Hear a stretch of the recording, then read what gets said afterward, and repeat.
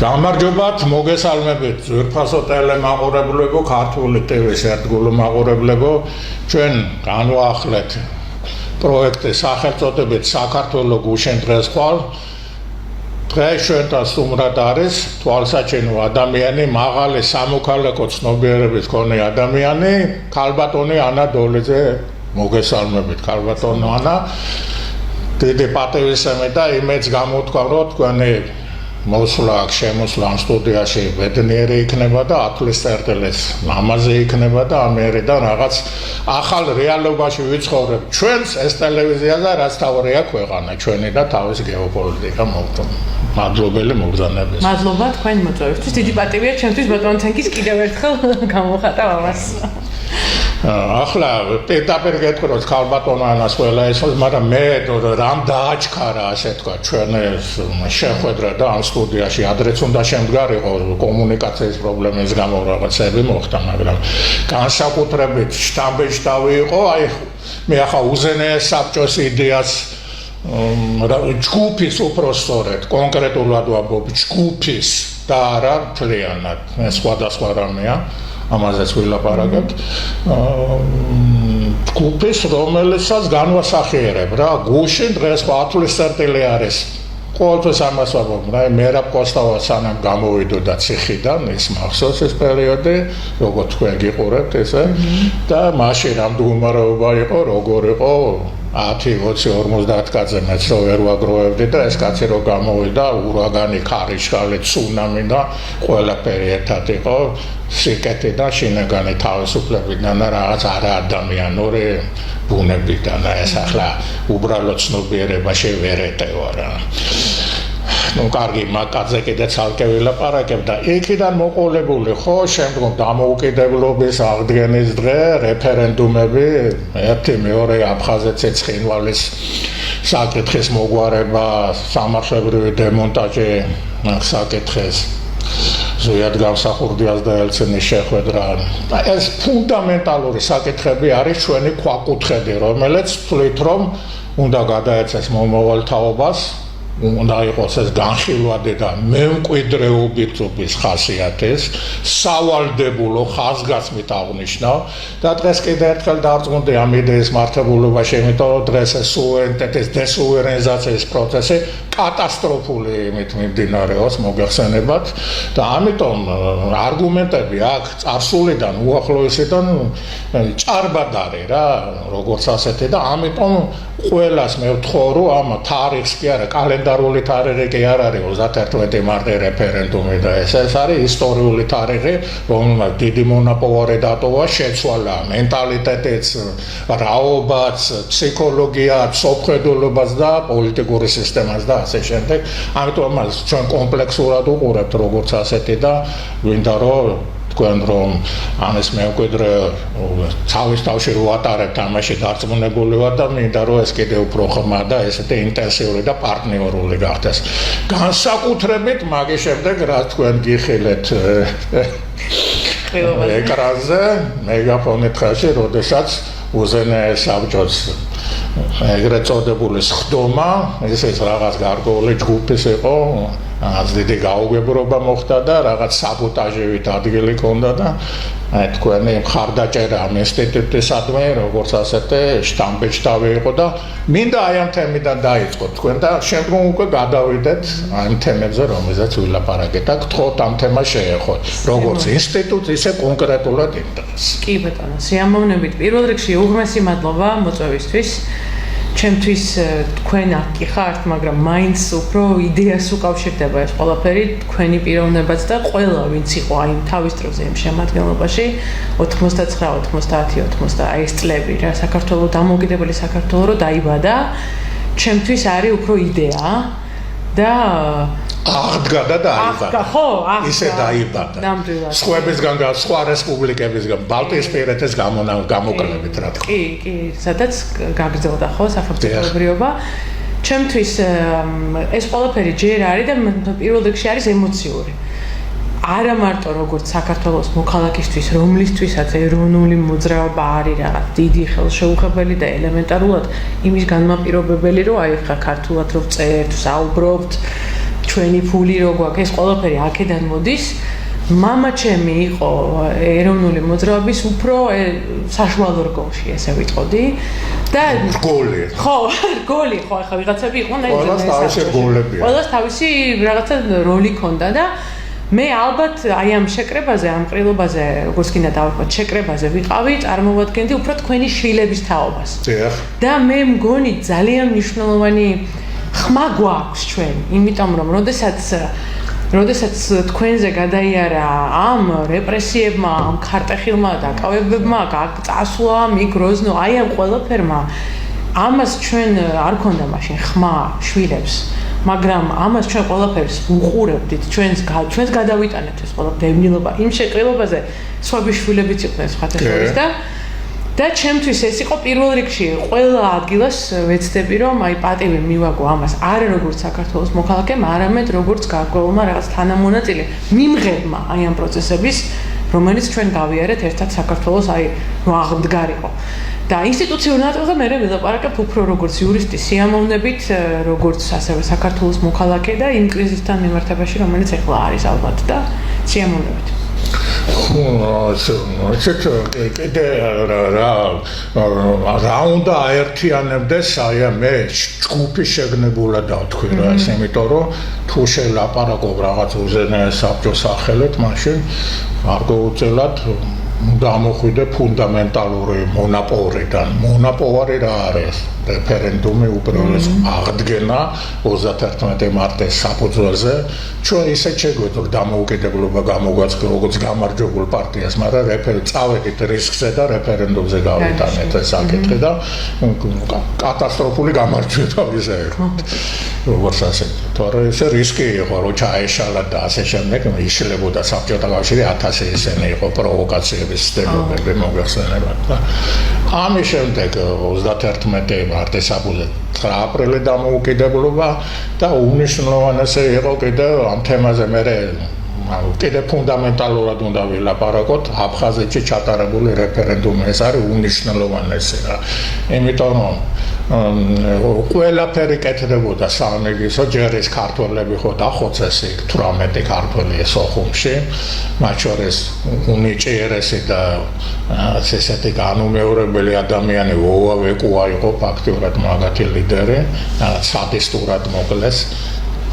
აფხაზები მანდ ინსპირირებულები იყვნენ, რუსები აკეთებდნენ რა თქმა უნდა ამას ყველაფერს და რაღაც სადისტურად და შემდგომ მთელი რიგი პროცესები იყო, ამაზე კიდე ვილაპარაკებთ ახლა ცალკე და მაინც მოხერხდა შემდგომ რა იმის გაკეთება, რომ აფხაზეთში ჩატარდა არჩევნები, მათ მრავალეროვანი ეს იყო მოგახსენებათ, თან გალის რეგიონის გამოკლებით. ამ კომპრომისზე ჩვენ წავედით, რომ გალში 100%-იანი ეთნიკური ქართველები და ჩვენ თქვით, რომ კარგია. ფორასავით, ხო იცით, ფორა რო არის, ამაზე უარს ვამბობთ და დანარჩენზე ჩატარდეს და გადაწყდეს რა როგორც არის. სულ თუ არა აფხაზეთის კողმდა საქართველოს შემადგენლობა 62%-მა დაახლოებით. ბერძნები, რუსები, უკრაინელები, ებრაელები, სომხები, აზერბაიჯანელი ცოტა, რა. ეს ძალიან რთული იყო, იმას არ ეგონოს, რომ ესეთი იყო.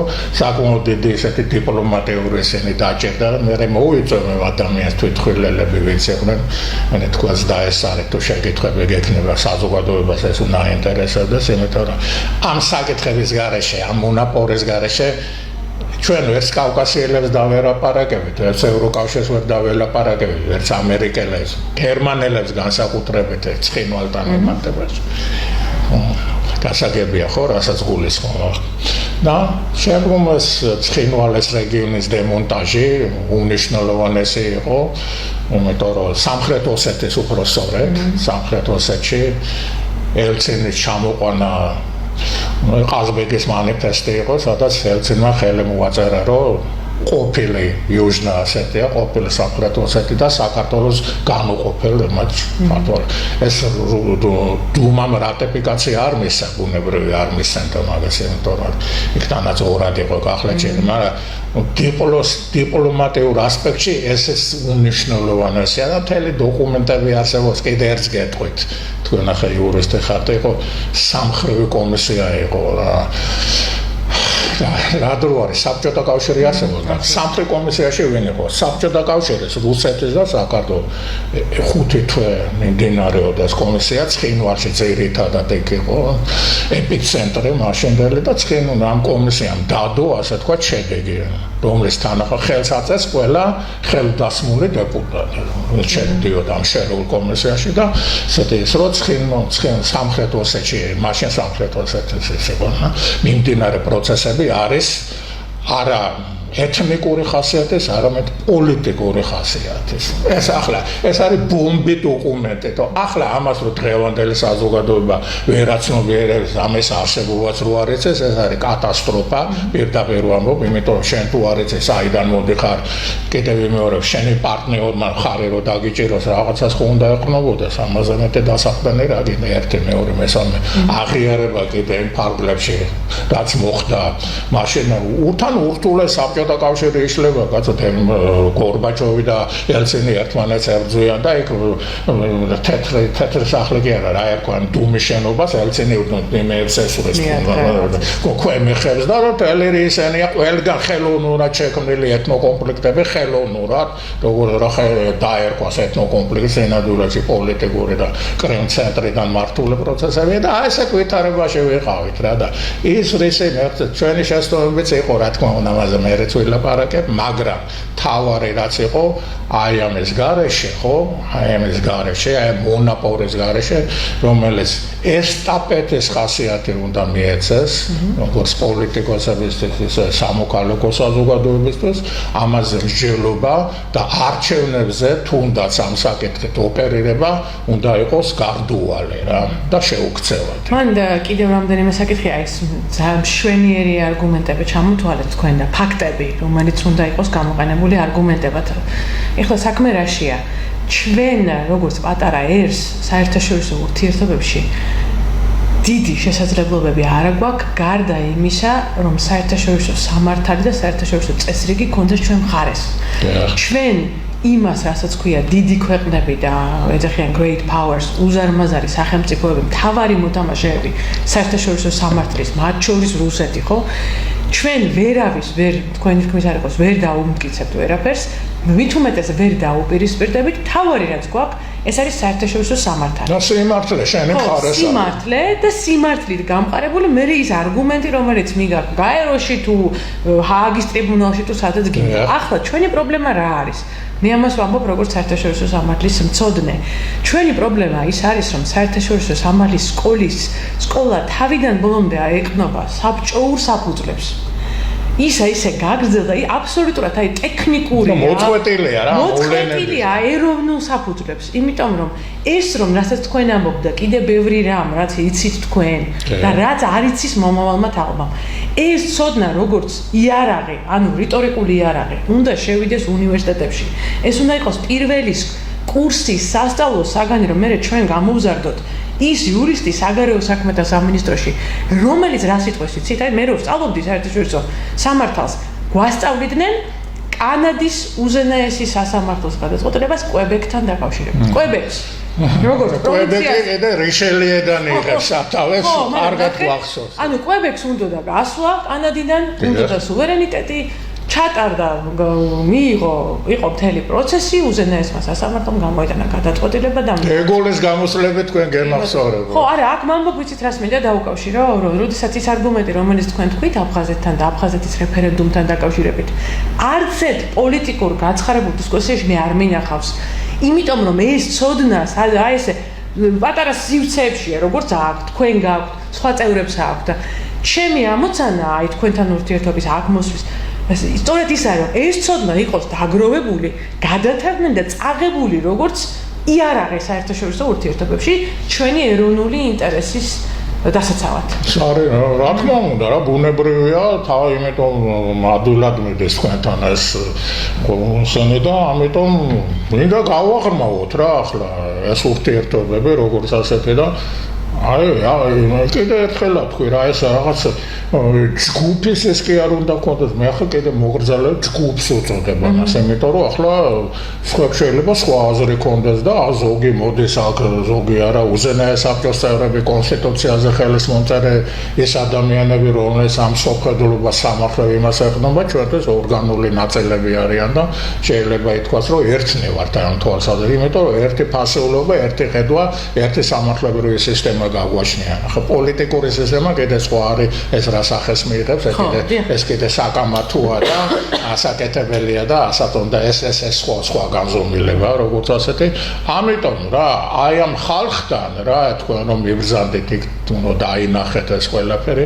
აი რამ გამოაჩინა, ერთი ორი სიტყვით ვიტყვი მათ, თქვენ რომ ეს იმას ნიშნავს, რომ ხელისუფლება ბილად რო თქვა და ეს რაღაც ჯგუფი დიდი იყო თუ პატარა ამას არა აქვს დიდი მნიშვნელობა.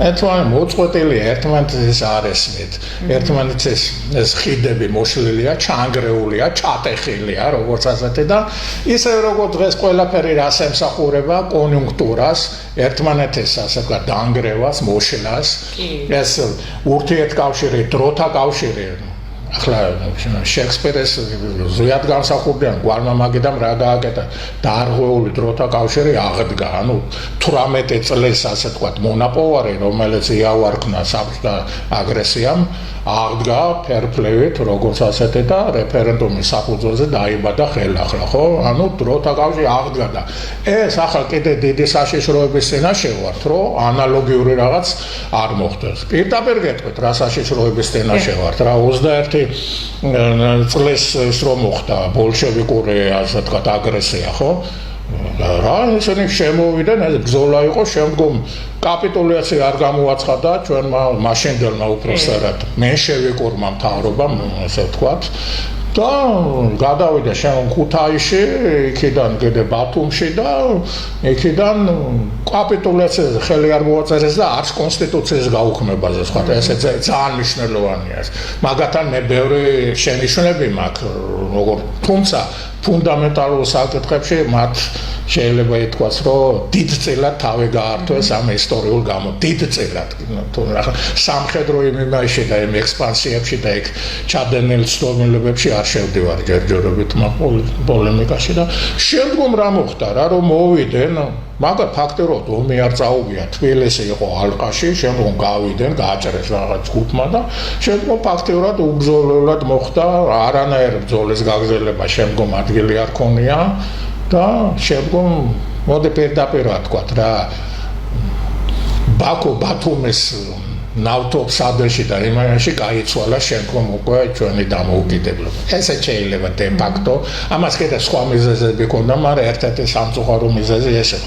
თუმცა ეს არ ამართლებს იმ ცნობილებებს, რომელიც ჩვენ ჩავიდინეთ მაშინდელმა და განსაკუთრებით აი ბოლშევიკები რო შემოვიდნენ, რა გააკეთეს, მაგრამ თქვენს რომ ჩვენ დემოკრატიის, სახელმწიფოებრიობის, სუვერენიტეტის და 26 მაისის წინააღმდეგ არ მივდივარ. პირიქით, ეს ერთი სისტემა შეიძლება პოლიტიკურ უშუღლეხულმა აიღო ხელ გამდევნა ასეთ კაპიტალისტები, ბურჟუები და თავისი ხელისუფლება ხალხგადასა, როგორც ასეთი და ამისთვის მოვედით ჩვენ და 26 მაისს 2 წელიწადი სულ 3 ზეიმობდნენ 24 წლამდე აჯანყებამდე რა. ანუ დღეს რო შევადაროთ ან რა არ არის იგივე სურათი, ანუ ნელა დესუვერენიზაციის პროცესი მიმდინარეობს საშინელი ტემპებით. მოშლა მე იმიტომ ვცდილობ გასვამის აფხაზეთის და ამ თემების და დამოუკიდებლობის აქციის რომ აი ეს იყოს ის წითელი ხაზი, რომელსაც ვერავინ ვერასოდეს ვერ გადალახავს. და თუ ვინმეს უნდა ეს საკითხები აი ჩვენს დააყენოს, მაშინ ჩაატაროს რეფერენდუმი, მოიწვიოს რიგარეში არის თვითონ დანიშნოს. ჩვენ არ დავემორჩილებით, მაგრამ თუ უნდა ამის შეცვლა, მაშინ ხო მახრჩობელა ელიტები და მოგუდვით და ევოლუციური მოგუდვით კი არ უნდა გააკეთოს ეს, არამედ ძალიან გასაგებად რა. დააყენოს აფხაზეთის საკითხი. ბოდიშები კი არ უნდა მოიხადოს ხის მაგერად. საბოდიშო არაფერი გენოციდი ჩვენ მოგვიწყეს. იქაც და იქაც სხვათა შორის და ჩაატაროს ეს არჩევნები, რეფერენდუმის შედეგები გადახედოს, თუ მოიგებენ და უმრავლესობა თუ დაუჭერს კი ბატონო მაშინ ვიფიქრებ არა ეგრე რუსები გეტყვიან რომ ჩავატარეთო იქო რა არა გაბედონ ერთი რა გაბედონ აბა ახლა ამას არა მანდ მე მგონი მოდი რამდენიმე რაკეთქვა გავაგრძელოთ პირველ რესპუბლიკის მთავრობასთან დაკავშირებით გეთანხმებით იმიტომ რომ პირველ რიგში იქიდან გამომდინარე რომ საერთოდ ძალიან ადვილია ვიღაცის უსაგნო კრიტიკა არასწორია გაკიცხვა კრიტიკა კიდე არის როდესაც საგნობრივად ვიღაცას ჩაუყვები რა ასე არასწორია გაკიცხვა უბრალოდ როდესაც არც ვითარება გესმის არც კონტექსტი გესმის არც ხელფასრო ვერ უხდიდნენ ჯარს ბიუჯეტში ფული არ იყო ის კი არა მოსმე წიგნი მაქვს დაწერილი პირველი რესპუბლიკის სასამართლოზე და ესე იგი ადამიანებმა პირველმა მთავრობამ სასამართლოს შექმნა ისე რომ ხელფასს ვერ უხდიდნენ მოსამართლე წერს ნიშანს აქვეყნებს თავის ოთახთან გასული ვარ ყანაში სამუშაოდ მოსამართლე იმიტომ რომ ის ყანაში მუშაობს ანუ ანგარიში ვალდებული არის ანგარიში ვალდებულია მაგრამ თან ყანაში მუშაობს და მე თან აქვს მოსამართლედ მუშაობს პარალელურად იმიტომ რომ იცხოვროს აი ესეთი სახელმწიფო შეხვდათ მათ და საერთოდ იმაზე მსაჯულების შეკრებაზე რაღაცა საოცრებებში იყო ეგ მთავრობა შეიძლება განსაჯოთ რა სამხედრო თვალსაზრისით როგორ უნდა ეკეთ მაგრამ მაგთ რომ დატოვეს ჰაერში ეს საკითხი და არ გააუქმეს სახელმწიფო კაპიტულაცია არ გამოა თორე ეგ უნდა ხალხს აუხსნათ რომ ეგენი აქ დარჩენილიყვნენ მაგათ დაიჭერდნენ ყველას აწამებდნენ და მოაწერილებდნენ ხელს რაღაცა კარგი ეს სამღვდელოებას რა უქნეს გაკ მან განსაკუთრებით სათქმელი გაქვს უკაცრავა ჩაგერთობით რა აი დღევანდელთან შედარებით კატასტროფაა დღევანდელი ჩვენი სასულიერო ინსტიტუტები იმიტომ რომ დამოუკიდებლობა ვინ განსაზღვრა მაშინ თუ რა თქმა უნდა ავტოკეფალიის აღდგენა და ვინ იყვნენ ოქროპირიძე და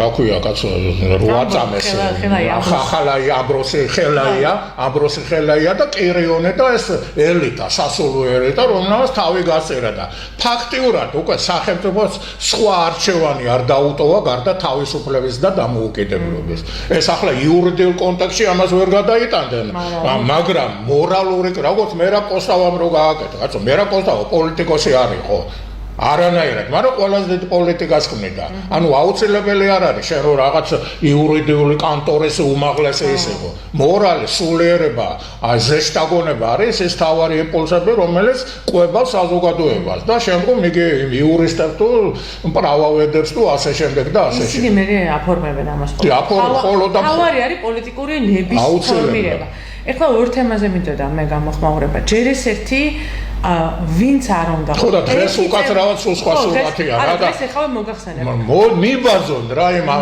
ამბროსი ხელეებს კირიონებს მაგაზე არ მინდა მან შესვლა იმიტომ რომ არა ჩვენ ვისურვებთ ხო ჩემთვის დამნიშნულოვანია მე ქრისტიანი ვარ და შესაბამისად ცოტა სხვა სიღრმეში გავიდოდი სხვა დროზე გავალთ ხო მაგრამ დავიწყოთ აქედან პირველი ეს არის იმ შეკრებაზე იმ ყრილობაზე რომელსაც მე ვესწრებოდი შეკრებაზე ერთი წევრი რომ ყოფილიყო სულ ერთი რამდენიმე ხო იყო ერთი წევრი ყოფილიყო უზენაეს საბჭოში მხოლოდ ხელისუფლების მხრიდან მასთან ასე მოქცევა როგორც მოიქცეთ ეს არის მიუღებელი ანუ შენობა ხალხს რო უთხრათ რომ შენობა ჩაუკეტეს რეალურად ზეგავიანით რა თქმა უნდა რომ არ შეკრება არ მომხდარიყო საბახში ვაღირვით რაღაც ავიღოთ რა შენ ხარ ხელისუფლება 30 წელი თუ 40 წელი გავიდა იმის მერე უზენაესი საბჭოს წევრებს უნდა ელოლიავებოდე ამ ხალხს მოდი ხარ რეალურად ვთქვათ ხო არც მაგის მერე არ გაუქმებულა არც დამოუკიდებლობა არც სახელმწიფოებრიობა მოხდა პუჩი დაემხო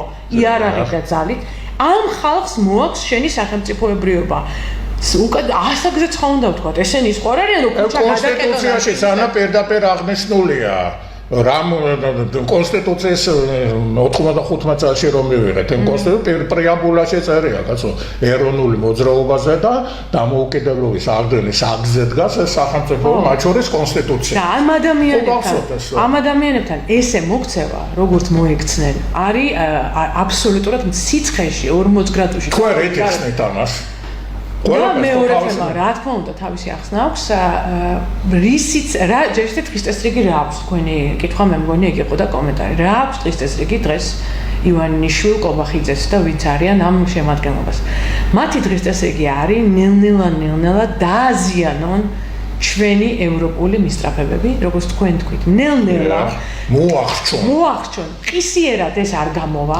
იმიტომ რომ გრძელდება მხარდაჭერა 80-70% უკაცრავად აი რო ავიღოთ ჩემი ნაცნობები, რომლებმაც ამოისუნთქეს.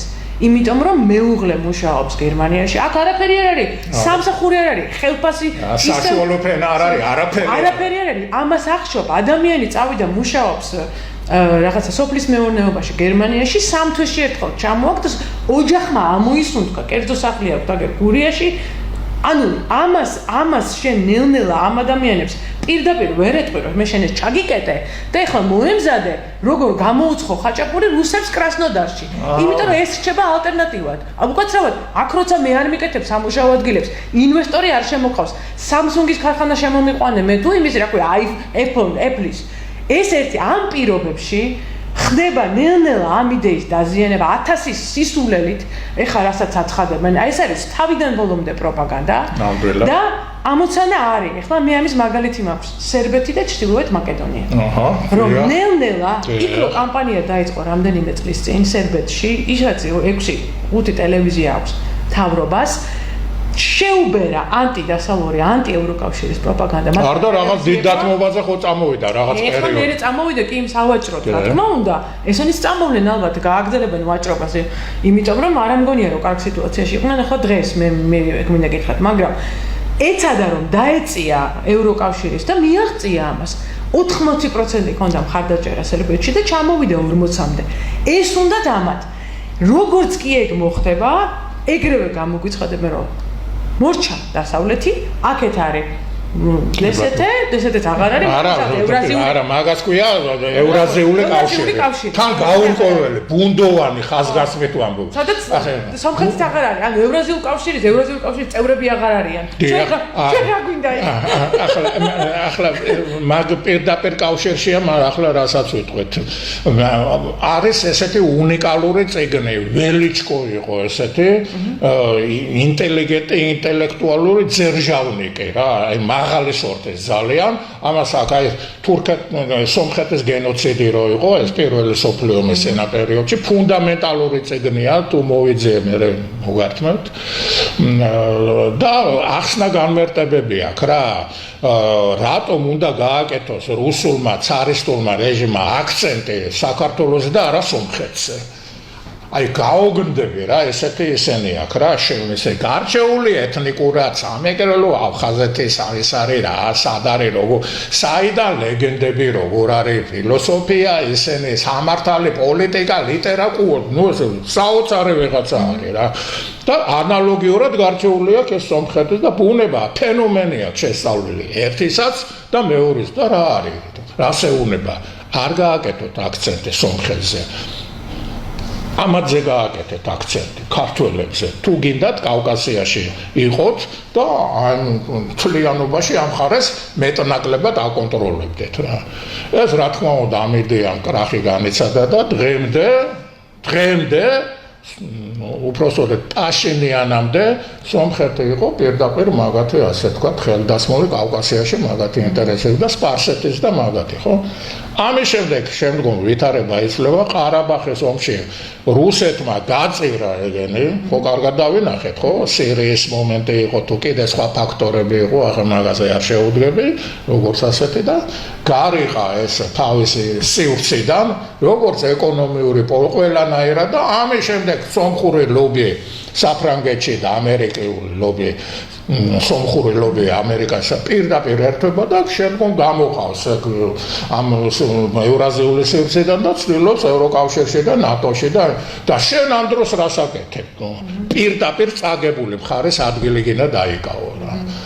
აი მე იმის თქმა მინდა რომ აი კატასტროფული განსხვავება თუნდაც პერსპექტივით რაც მაშინ სტალინმა და ბერიამზე სად იყო პატარა იყო მაშინ ორჯონიკიძემ და მახარაძემ და ორახე ყველაფერმა რო გადაწყვიტა ეს ჩვენი ბედი ასე თქვა აი პერსპექტივით თვალსაზრისით ეს ჩვენი დღევანდელ ბევრად უარესია მაგაზე ამის თქმა მინდა გამიგე იმიტომ რომ წაგებული ხარის ჩანაცვლება უპერსპექტივოდ არის დანაშაული რა თანაც ძალადობრივად კიდე ამას ზალადობრივად აკეთებ.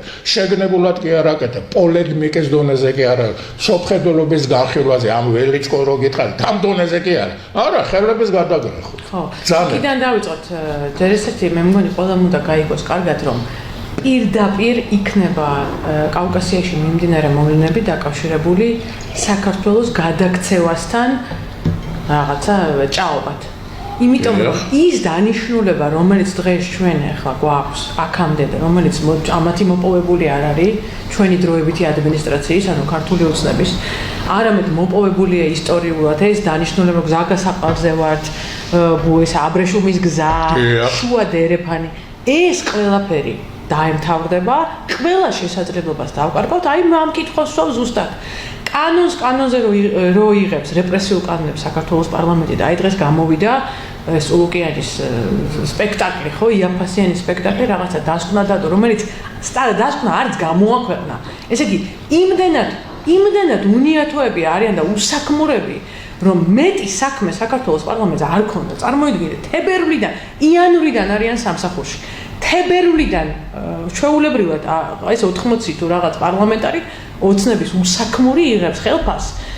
არ კანონებს არ იღებენ, ჩვეულებრივ მართვაზე ხელი აქვს დაღებულ. ქვეყანა უზამართავია. დიქტატორები არ იმართება? ავტორიტარული ქვეყნებიც იმართება. ავტორიტარულ ქვეყნებშიც იღებენ კანონებს. სიჩქარის დაწევის შესახებ, რაღაცა გადასახადებს ანზევით უწევენ ან ქვევით. ეს პარლამენტი, უსაქმური პარლამენტი, აი რა უნდა გააკეთებინა მათ. რატო არ არის მსჯელობა დღეს და საუბარი იმაზე, რაც ხდება კავკასიაში? სომხეთსა და აზერბაიჯანს შორის სამშვიდობო შეთანხმების პერსპექტივა. რა როლი აქვს აქ საქართველოს? რას ვიძენთ, რას ვაგებთ? უკაცრავად მეგობრებო, მათ რომ შეთანხმებას აგერებს, სადაც არის გააფორმებენ, იქნება სადაც გენოციდის თემაც იხსნება, მე თურქეთთან. აქვე თავდება ეს საკითხი მათ შორის არის და აქვე წამოიწევს თურქეთის როლი.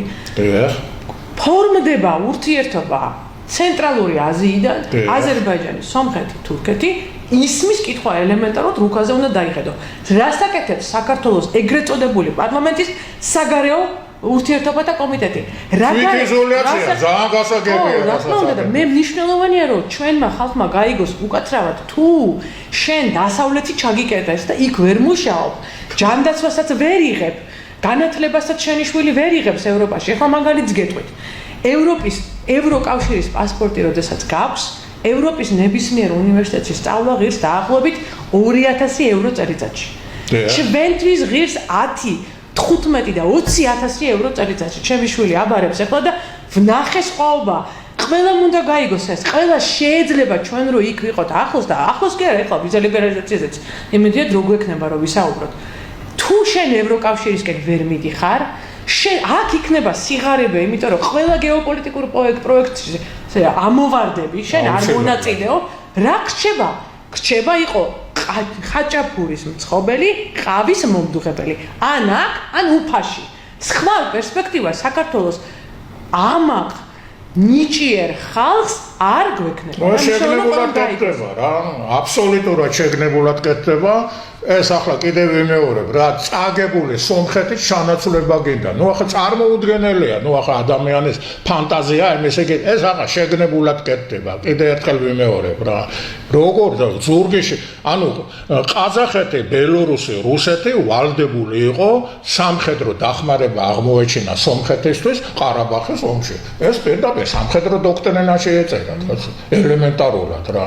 ამის მაგერად რა გააკეთეს? გაიცვალა ეს ინტერესები სირიაში თურქეთთან ერთად, როგორც ასეთი და ნუ ახლა რითი მე მგონი აქ მნიშვნელოვანია თქვენი გამოცდილებაც და ზვიადის იდეებს უკავშირდება ეგ. დღეს უნდა იყოს საუბარი კავკასიურ სახლზე.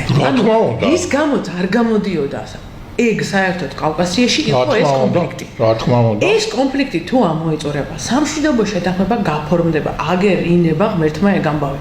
დღეს რატო არ არის საუბარი რა მოაქვს როგორ შეიძლება ჩვენ ერთად დავაშალოთ ჩვენ ქალბატონო ანა მე აქ მომყავს უმაღლესი ექსპერტები კავკასიის რა კასრელიშვილი და კიდე არიან ესეთი ადამიანები ძალიან ნიჭიერი პირდაპირ კავშირში იყვნენ ჯოხარ დუდაევთან ადრე მასხადოის თავრობასთან იმათთან დღევანდელი მეებთან და პირდაპირ არის კონკრეტულ რაღაც პროექტებზეც ლაპარაკი და იმედის თვალით გიყურებენ მაგრამ ახლა დაჩაჩანეკობული უკაცრავად სვედანებს არავინ არ გაელაპარაკება ეხო გამორიცხულია პოლიტიკურ სვედანებზე მაქვს მე ლაპარაკი გამორიცხულია თორე იმედის თვალით რა ინგუშებიც ესენი ყველანი პირდაპირ აქაური ესენი ჩაერი ეგ რაღაც ინგუშებსა და რაღაც მათ შორის ჩეჩნეთში რაღაც სადაო ტერიტორია იყო ბატონი კასრელიშვილი ძალიან კარგი ადამიანია ძველი ეროვნული ესეთი მოღვაწე და ძალიან ისე რბილა და ელასტიური და ესე გადაწყდა ეს საკითხი და კიდევ მეორე იმედის თვალით და როგორც ლიდერს ესე გიყურებენ მაგრამ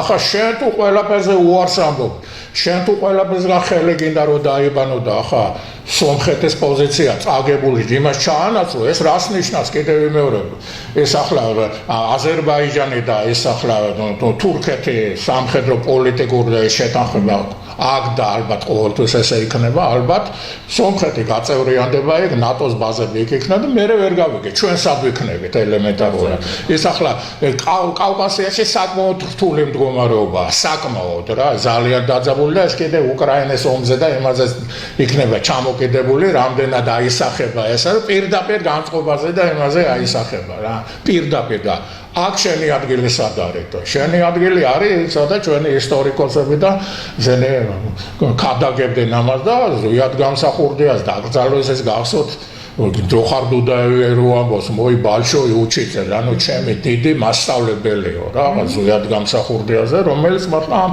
ერთიანი კავკასიის იდეის გაერთიანებაზე იყო და ეკოლოგიური სამხედრო კიდე ცოტა ესეთი ეს არის რა საერთო ვალუტაზეც და რაღაცაზე და ამ თემებზეც იყო ლაპარაკი და შესაძლებელია ოღონდ ამ თემას დამწყება უნდა ამას იდეოლოგია უნდა საერთო კავკასიური მე მგონი პარლამენტის ჩამოყალიბება შეიძლება ადრე იყოს სხვათა შორის ეს ჩვენ აი მეორე პარლამენტში ძალიან კარგი ადამიანები იყვნენ თორნიკე ფიფია იყო ეგეთი უნიკალური ადამიანი და გერმანე ფაცაცია რომლებიც აი ამ იდეით კავკასიური პარლამენტის შექმნის იდეით იქ დადიოდნენ და შემდგომ ეს გაიყინა მერე ომის უბედურება მასხადოის კვლელობა იმის კვლელობა და მერე აორთქა რა მან მე კიდე მახსოვს ხა მაშინ პატარა ვიყავი მაგრამ რა თქმა უნდა ეხლა ჩემზე იმოქმედა ამან იმიტომ რომ აქედან მე გროზნოში წავიდნენ მამა ჩემი დადიოდა ერთი ორჯერ იყო კიდევაც გროზნოში მე დაიჭირეს რაღაც მაგრამ დავიწყოთ იქიდან იცით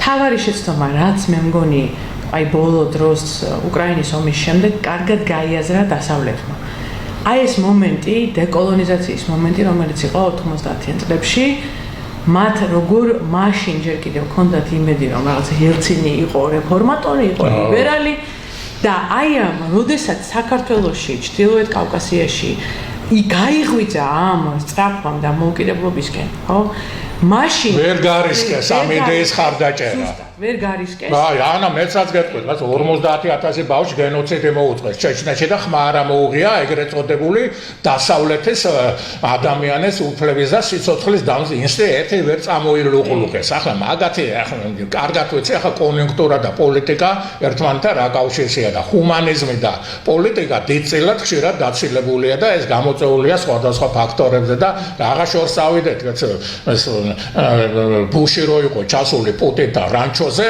2 თუ 3 დღე რო იყო ელექტრომობილებით რო შეერნობდე რო ჩავხედე თვალებში კეთილი ადამიანი აღმოვაჩინეო ნუ ახლა თუმცა მეორე მხრივ ცოტა ხნის წინ მოსმინე მადლინ ოლბრაიტის ინტერვიუს და ის ამბობს რომ ყოველთვის წერდიო პირველად რო გავიცანი პუტინიო მაშინ ჩამოვედიო და ეგრევე დავწერე მემოშიო რომ ეს ძალიან საშიში ადამიანია მისი ემოციების გამოცნობა აბსოლუტურად შეუძლებელია რას ფიქრობსო და საშიში ადამიანია მე მას უყურებ რა თქმა უნდა პირველი ეს არის გეოპოლიტიკა იმიტომ უნდა გქონდეს ჩვენ რაღაც იარაღი ეხლა შიშველი ხელებით რო ვარ დატოვებული აბსოლუტურად სუს მდგომარეობაში ეკონომიკური ძალაუფლება არ აქვს მოკავშირეები არ თავარი ჩვენი მოკავშირე და ზურგი უკაცრავად ხა თურქეთი ნატოს წევრია ჩვენ მეზობელი ყავს ნატოს წევრი რომელიც პარალელურად ყოველთვის იყო კავკასიაში იმის გარანტი, რომ ვერ დომინირებდა რუსეთი საუკუნის დასაწყისი ყოფილა. და ერთადერთი ქვეყანაა, რომელმაც დემარკაცია საქართველოსთან აქვს მეზობლებს გულის, ხო, ერთადერთი ქვეყანა, რომელმაც აღიარა შენი ტერიტორია და საზღვრების დემარკაცია მოახდინა. დანარჩენმა არა, არც აზერბაიჯანმა, არც სომხეთმა, არც რუსეთმა. დანარჩენი თქვენთვის მომინდია ახლა. ხო და ამიტომ არის იმისთვის რომ საზღვარი დაიცვა, მით უმეტეს მე მუშაობდი ჰააგაში საერთაშორისო საარბიტრაჟო სასამართლოში ორ პროცესზე მაქვს დემარკაციის ნამუშევარი. ერთ-ერთი ერიტრეასა და ეთიოპიას შორის. დემარკაცია არის იქ იყო ომი და ამის მერე მოკლედ თქვით. ხო, თქვით მოკლედ. რაღაც ამოსაუბრო. არა, გადავეც სხვა თემაზე, თორე უკაცრავად მე რომ დისკრიმინაციას არ მიუმართ. თქვენ თქვით მოკლედ. თქვენ მასპინძელი ხართ და როცა მართალი ხარ. ვაღიარებ ჩემ. ანუ დავიწყოთ იქიდან. დემარკაცია არის რთული პოლიტიკური პროცესი, მას ჭირდება რესურსი, ჭირდება საერთაშორისო სამართლის სპეციალისტი, მას ჭირდება ადამიანები, რომლებმაც იციან, რომელსაც შეუძლიათ ელემენტარულად რუქების კითხვა, 200, 300, 400 წლის წინანდელი რუქების ნანახი მაქვს. ამ პროცესზე მაქვს ნამუშევარი. შენ თუ იქნები ჩლაჩი სახელმწიფო, რომელსაც არაფერი ესეთი არ აქვს, გამოაგდებ 2000 კაცი, კომპეტენტური 10 დეკადების საერთაშორისო სამართლის კარიერით გამოაბუნძურეს საგარეო საქმეთა სამინისტროდან. რა საზღვარს დაიცავ შენ? რა საზღვარს და ტექნოლოგია შენ არ აგაქვს? კომპეტენტური ხალხი შენ არ აკავს, მცოდნეები შენ არ აკავს და ყველა აზრიანი ადამიანი ქვეყნიდან გარბის. როგორ რა დემარკაციაზეა საუბარი? ეს ერთი. მეორე, დასავლეთს რაც შეეხება. დღეს არის უნიკალური შესაძლებლობა. ეს არის უკრაინის ომის შემდეგ ალბათ ჩვენ ამაში თანხდებით, რომ კი ბატონო, მათ რაღაც ეტაპამდე ეგონათ და ეს იყო მათი შეცდომა, ყველგან აღიარებენ, დადიან ყველგან ამობენ რომ გვეგონა პუტინი ეგონათ რეფორმატორი. პუტინმა რომელსაც რაღაცა მოჭიმა და დაალაგა ცოტა იქ შიგნით რაღაც მოსკოვი რაღაცას დაამსგავსა, როგორც თვითონ მე ამბობენ, მე არ ვიცი, ეგონათ რომ ეს არის რეფორმატორი და დაალაგდნენ რუსეთთან. ოლიმპიადა ჩაატარებინა სულ ახლა. კი ბატონო, ისიც მიართვეს ის რაღაცა ის ღილაკი რო იყო გადატვირთვის, ხო? მაგრამ ისწავლეს ჭკუა, დღეს განწყობა ფაქტია რომ ეგეთია. ევროკავშირში ჩვენ მეგობრებში განწყობა არის ეგეთი, რომ რუსეთთან, აბა ხა ახალი პაკეტი გამოვიდა სანქციების, ხო? რომ რუსეთთან დაალაგება არ იქნება და შეიძლება რომ ჩვენ ეხლა ეს ვითარება არ გამოვიყენოთ და რო გეუბნებიან რომ აგერახარ ცოტა დაგჭა 20-30-ში შენ იმ მაკედონიასთან და სხვებთან ერთად შენ შეგიძლია ევროკავშირში შემოხვიდე, აი შესაძლებლობა არ გაქვს. აი ეს არის მე მგონი ჩვენი ინტერესის ღალატი. ერთ-ერთი ბოლო შანსი. დიახ, ნამდვილად. დაამთავრეთ ეს. დიახ. კარგი. მართალი ხარ. ახლა კიდე რამედოდა ახლა დრო მირბის რა, ცოტა, მაგრამ ეს მინდა თქვენ შეეხოთ. სანამ ამას მერც ვიტყოდი, ჩვენი ასე ვთქვათ, ამ პროექტის ერთ-ერთი უმნიშვნელოვანესი ის არის იმ ადამიანები, რომლებიც მე განვასახიერება მას, მაგრამ სულ ახლახან წავიდნენ ქვეყანა დატოეს, სულ ახლახან ნოდარ ნათაძემ.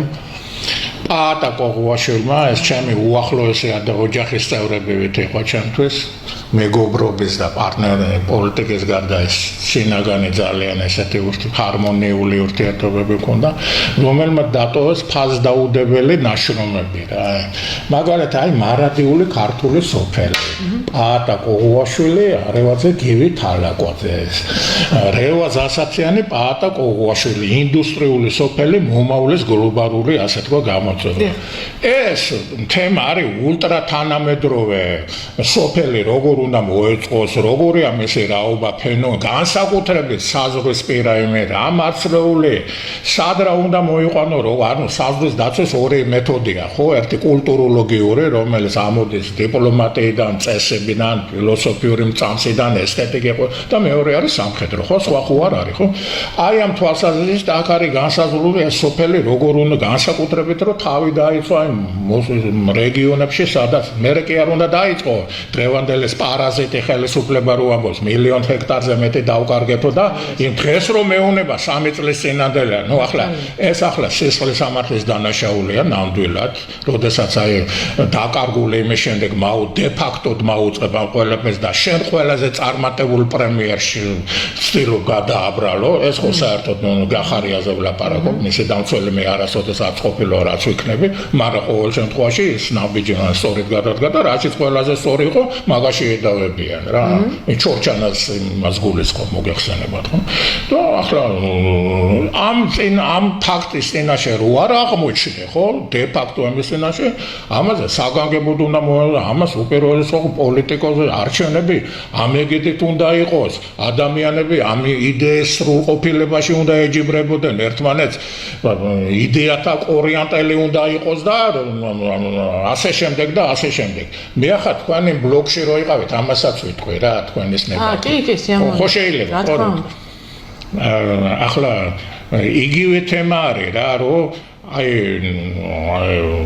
ჩვენ ერთ-ერთი უბედურება რა არის რომ ეს თვითმმართველობის მომენტი საერთოდ განადგურებულია ვიღაც აქცენტრიდან რაღაც იდეა მოუვა ეს იქნება ანაკლია თუ ის იქნება თუ ესე ადგება პირდაპირ უკაცრავად იქ რუსები რო იტყვია ლაპარს დაადებს თაფს დაადებს ეს ჩემია ნუ მე ახლა გაოგნებული ვარ რა მაშინ როცა სოფლის სტატუსი არ არის ეს ელემენტარულად ამ ინდუსტრიულ სოფელზე და თვითონ ამ სტატუსზე მეწე სტატუსზე დეცენტრალიზაცია ფინანსურ გამიჯნაზე ცენტრსა და იმას შორის აკეთეთ ამ თანამონაწილე პოლიტიკური პარტიებს ამისთვის არ ამზადებ ეს რა გამოდის ესე იგი ვის რა გაუვა ვინ ვის დაასწრებს ეს კალვერას ბანდასი არის ხო კალვერა რა არის კაცო ძარცავს იმ სოფელს სადაც გაზის ხო მე იმან ის დაიქირავა იმან მე ბოლო მოუყოს და ასე შემდეგ ეს ხო არ გვენდა ცივილიზირებული გზა არის ეს რაზე ჩვენ ვლაპარაკობ და არჩევნები უნდა იყოს ამ ეგიდით წარმართული როგორ წარმოგიდგენია ეს ანაკლია იქნება თუ ახლა მე ვერ გავეგი ახლა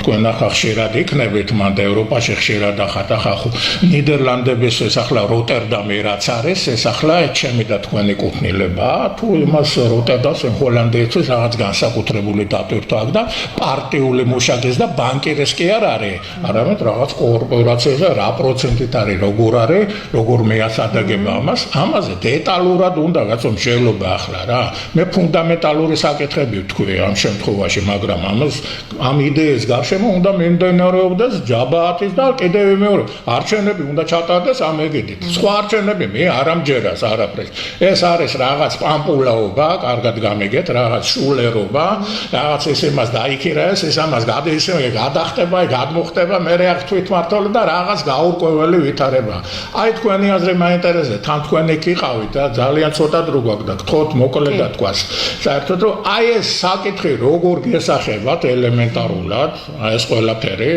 აი ამ კრიზისიდან გამოვიდეთ და შემდგომ უკვე ნებისმიერ პოლიტიკურ ბალანსს უნდა კონდეს თუ პარტიებზე არის ლაპარაკი განსაკუთრებით მე არა ვარ პარტიული და არც ვიქნები თავისუფალ 95 წლის შემდეგ თავისუფალი ვარ ეს ბედნიერება მაქვს და ვისაც აქვს ეს მე მაგას გულშემატკივრობ რომ ეს საკითხი სწორედ დააყენოს კარგად გამიგეთ რა რომ ასე ვთქვათ აი ვადამდელი არჩევნები როგორი უნდა იყოს ამ თემაზე მე მემინდა ხშირად მოგიწევთ იმიტომ რომ მოგვიწევს ამ თემაზე თვითონ იმ არჩევნებში მონაწილეობა თუ მონაწილეობა როგორ სახით მონაწილეობა ბოიკოტს თუ აცხადებ როგორ თქვენი პოზიცია ძალიან გასაგებია სწორედ ლაპარაკეთ იქ ფუსოსთან და იქ უნგრეთის პრემიერთან და მაგასაც გასაგებია ხა ამერიკასა და რუს პუტინს შორის თამაშობს და აქ პოზიციებიც დიპლომატიაც გასაგებია თქვენ ისე და ამ ორესეთებით სიამოვნებით დავიწყოთ სტრატეგიული ობიექტებზე მინდა ვთქვა ჰესებზეც მინდა ვთქვა ზუსტად განსახურდია უკაცრავ ანასი ვინ დაამხო კიდე გითხრა ძირითადად ეგ რა თქმა უნდა სხვადასხვა პროექტები იყო ძალიან კარგად ვიცი საიდან როგორ ვინ წითელი შუქია თუ წვანე ვინ გაუშვა როგორ შემოვიდა, მაგრამ ძირითადი იყო, რომ აქ უნდა მომხდარიყო, ასე ვთქვათ, დესოციალიზაცია და ადამიანებს რაც ჰქონდათ კუთვნილი ქონება, იქიდან შრაზე და წითელი დირექტორებს უნდა ჩაეგდო და მოახერხეს კიდევაც. და დღემდე ეს პროცესები ველური სახით მიმდინარეობს და ხალხს 20 და 30 ბინა კიდე განსაკუთრებით ვინც მინისტრია ხო გამოაქვეყნეს. აი ამ პროცესს ვინ დაალაგებს, როგორ დაალაგებს, რა წესრიგი იქნება და სოციალური სამართლებო რომლის ნიადაგზე თქვენ გეხართ როგორ გასახებად 5 წუთი. კი, მშვენიერია. უკაცრავად, მაგრამ სხვა კიდე გიმეორებ, მოგიწევთ აუცილებლად. ვერ ვეტევით ახლა ამ ფორმატში რა, მაგრამ მინდა რომ ორი სიტყვით მაინც თქვა. კი ბატონო, დავიწყოთ იქიდან რომ ეკონომიკური სისტემა, რომელიც ახლა ჩვენ გვაქვს, რა თქმა უნდა, ღრმად უთანასწოროა. უზრუნველყოფა არასამართლიანია, უთანასწოროა, სხვათა შორის შესაბამისი გაეროს კვლევებშიც უთანასწორობა ღრმავდება საქართველოში და ამაზე მეტყველებს ორი ციფრი, მხოლოდ ორი ციფრს გეტყვით. რეკორდული მაჩვენებლებია საქართველოში პორშეების გაყიდვის. იყიდებოდა დაახლოებით 100 პორშე წელიწადში და ახლა იყიდება 1000 პორშე წელიწადში. მარტო პორშე. ანუ ეს არის ფუფუნების მანქანა და სხვა რზე ვლაპარაკობ და პარალელურად რეკორდული მაჩვენებელი არის სოციალურად დაუცველი ადამიანების 700,000. დანიაში ველოსიპედი დადიან პარლამენტარები და აქ შეხედეთ. ჩვენ ცხოვრობთ ღრმა უთანასწორო სისტემაში, სადაც ადამიანი, რომელიც მუშაობს ერთ-ერთ რომელიმე ფუფუნების სასტუმროში ვერ შეძლებს ვერასოდეს რომ იქ დაისვენოს. მე გეტყვით მაგალითს. 4 ქვეყანაში ვარ ნაცხოვრები მსოფლიოში და ჩვეულებრივ ცხოვრებას გეტყვით მაგალითად ამერიკაში, მაგალითად კანადაში. ტაქსის მძღოლი მიდის უზრუნველყოფილ შვებულებაში, კანადის ცხოვრებას გიყავთ. შვებულებაში მას აქვს სახლი, აქვს ზაფხული სახლი და აქვს იახტა. ეს არის ხო გაგიკვირდათ. აი ტაქსის მძღოლის ცხოვრება, ბავშვი, რომელიც მიმტანად მუშაობს ამერიკაში ერთ ზაფხულს, შეიძლება მეორე ზაფხულს მისი იყოს ის კაფე. იმიტომ რომ სისტემა ამერიკული კიდევ უთანასწორია ვიდრე ევროპული, მაგრამ სისტემა მაინც უზრუნველყოფს, რომ ქვედა და საშუალო ფენიდან ადამიანი ავიდეს ზევით. საქართველოში ეს არის ჩაკეტილი. სტრატეგიული ობიექტები, ვიცი რა დროზე ნერვიულობთ. სტრატეგიული ობიექტები არ შეიძლება რომ ისე იყოს როგორც დღეს არის. შეიძლება რომ ჩვენ არ გქონდეს ინფორმაცია, თავარი სტრატეგია, ორი პორტი გაქვს, ხო? ბათუმი და ფოთი, დიდი პორტი. სტრატეგიული ობიექტი, აგერა გაქვს აეროპორტი, რომელსაც შენ ვერ განაგებ. ჩვენ ვერ გაიგებთ, იცით? ვერ გაიგებთ თქვენ ჩვენ რომ მოვინდომოთ რომ ვიკითხოთ. ხვალ ეს ფოთი ამ ფოთის პორტიდან მე რომ რაღაცა ქვიშის პლაჟი რომ დამიგე და რომ მიხარია ფოთის მაცხოვრებელს, იქნება და მილიონები მეკუთვნის. ვერ გაიგებ, იმიტომ რომ ვიღაცა აზის, ვანო ჩხარტიშვილი ამ შემთხვევაში. იმიტომ რომ დეცენტრალიზაციის პროცესი საერთოდ მკვდარია. ეხლა მესამე აქ მნიშვნელოვანი პოზიცია მაქვს მე ჰესებთან დაკავშირებით. იმიტომ რომ ამ ჰესებსაც ეხლა რო დგავენ ყველა კუთხე კუნჭულში, ვიღაცა ჩამოდის ფეოდალი, გადაწყვიტა და დაიქირავებს ინჟინერს, სად არის აბა კარი? აი ჩავდგოთ ეხლა იქ აგურიაში, სადღაც შემოქმედში ჰეს. შვეიცარია და იაპონია. ჰესები არის თანამფლობელობაში თემთან ერთად. სოფელი არის თანამფლობელი. წილობრივი მონაცემები. იტალიაშიც ესეა, მაგალითად, ჩემი ახლობელი იძახდა, ჩემი ნაცნობი მეცნიერი, რომ ძალიან დიდი პრობლემები იყო ამასთან დაკავშირებით, სანამ არ შემოვიდა კანონი, რომ სოფელში შენ რო ჩამიდგავ მე ჰეს, რო გადაწყვეტა. კი ბატონო, ბიზნესმენი და ფული გაქვს, ხო? ინვესტორი ხარ. მოხვედი, შენ უნდა წილობრივ მონაწილეობაში მონაწილეობს სოფელი და უკაცრავად შენ სოფელი რო ხდება, რომ ჩემ შვილს აქედან შემოუვა რამდენიმე 1000 ლარი თვეში, რატო გაგიწევს წინააღმდეგობას? რატო გაგიწევს? ეს არის ოღონდ იმისთვის რომ ეს ყველაფერი გავაკეთოთ, მე და ბოლო მაგალითი. ეხლა ხანს ვიყავი მე ჩინეთში, აი სოფელს უკავშირდება. მადლობა ამ წიგნებისთვის. დავფიქრდი. ეხლა თავარი ტენდენცია რა არის? იცით, ეხლა შეიძლება 20 წლის წინ ტენდენცია იყო ურბანიზაცია. ხალხი სოფლიდან გადმოვიდა და აგერ გაშენდა საბურთალო და ნუსუფიძის პლატო და როგორც ცხოვრობთ ეხლა, ხო? ქალაქები. ეხლა არის დეურბანიზაციის ტენდენცია. ადამიანებს უნდათ და აქვთ საშუალება, იმიტომ რომ ვითარდება ინფრასტრუქტურა, ვითარდება ტრანსპორტი და ვითარდება ადგილობრივი ეკონომიკა. ადამიანს უნდა შეეძლოს იცხოვროს თელავში, თავის სახლში, რომელი სახლიც აქვს. იპოთეკით კი არა რომ ხსულს რო ყავს რომ ის იპოთეკა გადაიხადოს. თავისი მამისგან და პაპისგან რო ერგო იქ იცხოვროს. დაჯდეს მატარებელზე, იმუშაოს სადაც უნდა 1 საათში და ჩავიდეს უკან და ის სიამოვნებაზე კონდეს მაღალი ცხოვრების ხარისხი. ეს არის თანამედროვე ტენდენცია, რომლის შექმნა აქ თავისუფლად შეიძლება. ამოგვეწურა დრო ეს მასე მაინც არ გამეცით პასუხი. თუმცა ამაზე დიდი დრო უნდა რა და აი ნოდარი ცოცხალი იყო, მე ნოდარი ნათაძე და ალბათ პრეზიდენტთან მაშინ მივედით ყველანი რომ არავინ რო არ აღიარებდა მაშინ რაღაც შევთავაზეთ ვადამდელი და გარდამავალ არჩევნებზე იყო ლაპარაკი როგორც ასეთი და მაშინ ძალიან შორეული დაიჭირა შემდგომ ეს იდეა თავისებური ინტერპრეტაცია გააკეთა თავისებური და რაღაც თუ ნახეთ ვადამდელი არჩევნების ეს მერე აღწულ ახლახან რაღაც გარდამავალი ის გამოაცხადა რაღაც ტექნიკური მთავრობა საერთოდ არ ვიცი ამ საკითხზე მე ვისაუბროთ კარგად შევიდეთ ტექნიკურ მთავრობასაც იმიტომ რომ ეს ძალიან სერიოზული თემა არის იმიტომ რომ ეს პირდაპირ განსაკუთრებით 8 იმის შემდეგ 8 აგვისტოს შემდეგ გამოჩნდება ესენი რაზე წამოსვლელები არიან ბოლო ვადებია 31-ში და სხვა რომ გამოჩნდება, მაგრამ ესენი ვადამდელს როგორ უყურებენ, აქ წერტილი დაესმება, ასე თქვათ და აი მაგის შემდეგ მაგ თემაზე დავილაპარაკოთ, იმიტომ რომ ცხელი ის იქნება ეს 7 აგვისტო ეს ყველაფერი და ამით დავამთავროთ, რომ სოლიდარობა ყველა პოლიტპატიმრებს ზეამაღლობელს ახლახან დამსწრებულ პოლიტიკურ სამხედრო ფსიქიატრიული იმით დათაშვილის ასე თქვათ გამოწყდება შეიძლება რაღაც პათოლოგიური შემთხვევა არის და სესტრი კლინიკის ამოქმედება პოლიტიკური თვალსაზრისით ადრე რო იყო ნაზი შემონაური შემთხვევაში მახსოვს ზუსტად განსახურდიას პირველად მაგას ოქროს აწმესი რო წავიკითხე პირველად ეგ ფიგურირებდა ეგ საკითხი ნამის შემონაური და სვერპლე და რაღაც ჟანა დარკთან და ქართულ დიდ გმირებთან შედარებები იყო და თანადგომა იყო და მაშინ იყო რაღაც გარკვეული დისიდენტური ჯგუფები უწევდა ფარველობას და პარტნიორობას დანარჩენი სამყარო რაღაც შორს იყო და ახლაც მე მინდა იმედი გამოთქვა რომ მაინც ახლა ექიმებიც სამედიცინო მუშაკის ხალხი და განსაკუთრებით კიდე პედაგოგები მხარში ამოუდგებიან ამ ადამიანებს სოლიდარობას ბატონო უფრო უმრავლესობა აქეთ არის გაუჭირდება მაგრაძეა თუ ვიღაც ძალიან რა ამიტომ სოლიდარობა ამ ადამიანს დიდი თაყვანისმება და მერაბ კოსტავას სული განსხეულდა მე მგონი მაგაში და წარმატება წარმატება გამარჯვება დაამთავრეთ არა გამარჯვება მათ და ჩვენ კეთარებს ღრმესმადლობა თქვენ